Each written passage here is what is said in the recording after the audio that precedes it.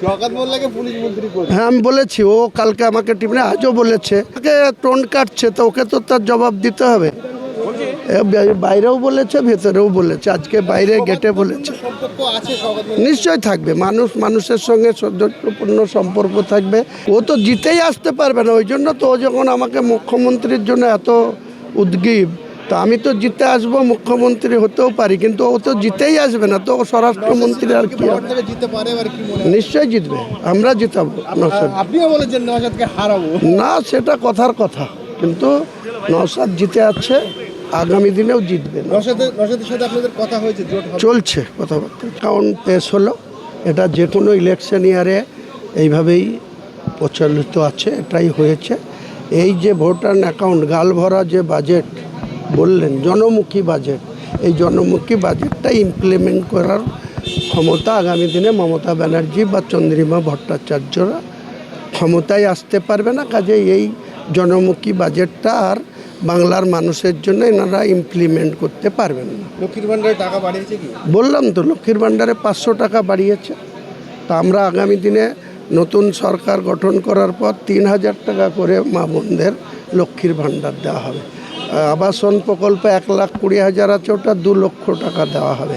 আর যে সমস্ত লোকদের কারো 8,000 বেতন আশাকর্মী, কারো 7,000, কারো 12,000, কারো 9,000, কারো 10,000, এদের সকলের আগামী দিনে আমরা নতুন সরকার গঠন করার পর 15,000 টাকা করে এদের অনারিয়াম দেব। আমরা ছোট থেকে শুনে আসছি যে কলকাতায় সভ্য মানুষ বাস করে, কিন্তু কলকাতার মধ্যে হুমায়ুন কবির যেখানে যাচ্ছে আক্রমণ, ব্রিগেডে মাঠ দেখতে গেলে আক্রমণ হলো, কালকে খিদিরপুরে আক্রমণ। এসবের জবাব মানুষ ব্যালটে দিবে। এই সমস্ত উচ্ছৃঙ্খল যুবক যাদেরকে পুষে রাখা হয়েছে, যত রকম অসামাজিক কাজে তাদেরকে ব্যবহার করা হচ্ছে, যে ঔদ্ধত্য দেখাচ্ছে কখনো ব্রিগেডে কখনো খিদিরপুরে, এসবের জবাব আগামী নির্বাচনে ব্যালটে বোতাম টিপে মানুষ দিয়ে দেবে। ফিরহাদ হাকিমের বন্দর এলাকায় আপনাকে বারবার, ও তো বন্দর এলাকাতেও ফিয়াদের বিরুদ্ধেও প্রার্থী দেব, মমতা ব্যানার্জির বিরুদ্ধেও প্রার্থী দেব, নন্দীগ্রামেও প্রার্থী দেব।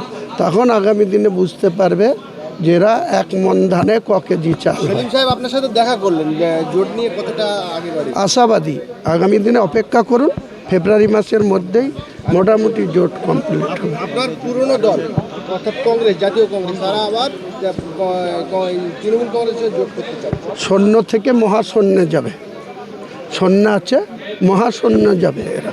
আপনি বললেন যে শওকত মোল্লাকে, আপনি যদি মুখ্যমন্ত্রী হন, শওকত মোল্লাকে পুলিশ মন্ত্রী করবেন। হ্যাঁ আমি বলেছি, ও কালকে আমাকে টিফিনে আজও বলেছে যে আগামী দিনের মুখ্যমন্ত্রী। আলাম তোমার চিন্তা নাই, তোমাকে পুলিশ মন্ত্রী করে দেবো বলেছি। ও যখন আমাকে টোন কাটছে তো ওকে তো তার জবাব দিতে হবে। বাইরেও বলেছে, ভেতরেও বলেছে, আজকে বাইরে গেটে বলেছে। সম্পর্ক আছে শওকত মোল্লা? নিশ্চয়ই থাকবে, মানুষ মানুষের সঙ্গে সৌজন্যপূর্ণ সম্পর্ক থাকবে। এর সঙ্গে নীতিগতভাবে যে দলের নীতি, দলের 1 ইঞ্চি জমি তাদের ছাড়া হবে না, কিন্তু ব্যক্তিগত সৌজন্যতা সম্পর্ক এটা নিশ্চয়ই রাখা উচিত, থাকবে। আপনি শওকত মোল্লা তো তৃণমূল থেকে দাঁড়াবেন, যদি নিজেদের তৃণমূলের বিধায়ক হবেন, তাহলে আপনি তাকে ও তো জিতেই আসতে পারবে না, ওই জন্য তো ও যখন আমাকে মুখ্যমন্ত্রীর জন্য এত উদ্গ্রীব, তা আমি তো জিতে আসবো, মুখ্যমন্ত্রী হতেও পারি, কিন্তু ও তো জিতেই আসবে না, তো ও স্বরাষ্ট্রমন্ত্রী আর কি হবে? থেকে জিততে পারে আর কি মনে হয়? নিশ্চয়ই জিতবে, আমরা জিতাবো। আপনিও বলেছেন নওশাদকে হারাবো। না, সেটা কথার কথা, কিন্তু নওশাদ জিতে আছে, আগামী দিনেও জিতবে। নওশাদের সাথে আপনাদের কথা হয়েছে? জোট হবে? চলছে কথাবার্তা, চলছে। এই কবে কমপ্লিট হবে এই জোটটা? আরে বাবা, টাইম আছে, দেখুন না ডিউ টাইমে নির্বাচনটা হয় কি না। এসআইআরের যে কাজ চলছে, 14ই ফেব্রুয়ারি ফাইনাল পাবলিশ হওয়ার কথা ছিল ভোটার লিস্ট, সেটা তো 24 তারিখ পিছিয়েছে। 24 তারিখে যদি ইলেকশন কমিশন এই লিস্টটা পাবলিশ না করতে পারে, তাহলে তো ডিউ টাইমে ভোটটাই করতে পারবে না। এখনও তো মেলার সময়, দেখুন না কি হয়। সেই সঠিক সময় যদি ইলেকশন কমিশন ভোট না করতে পারে, তাহলে কি হবে? 356 রুল জারি হয়ে যাবে 5ই মে রাত্রি 12টায়, কেউ আটকাতে পারবে না। মমতা ব্যানার্জি এখন ওটাও আবার উপরওয়ালার কাছে ডাকছে, যেটাই হোক আমি সিমফেতির ভোট নেব। সিমফেতি তো দূরে থাক, ওনারা একবারে পদ্মা পার হয়ে যাবে, গঙ্গা পার হয়ে যাবে। 355 জারি হলে আপনারা কতটা সুবিধা করতে পারবেন? কোনো সুবিধা না। মানুষ যদি 356 জারি হয়, তাহলে মানুষ নিরাপদে কোনো মস্তানি ছাড়াই, কোনো বোমাবাজি ছাড়াই অন্যান্য রাজ্যে যেভাবে ভোট হলো, বিহারে 2 দফায় ভোট হলো, কোনো ঝামেলা শুনেছেন? কিছু হয়নি। বাংলাতেও সুস্থভাবে ভোটটা হবে রাষ্ট্রপতি শাসনে যদি ভোট হয়।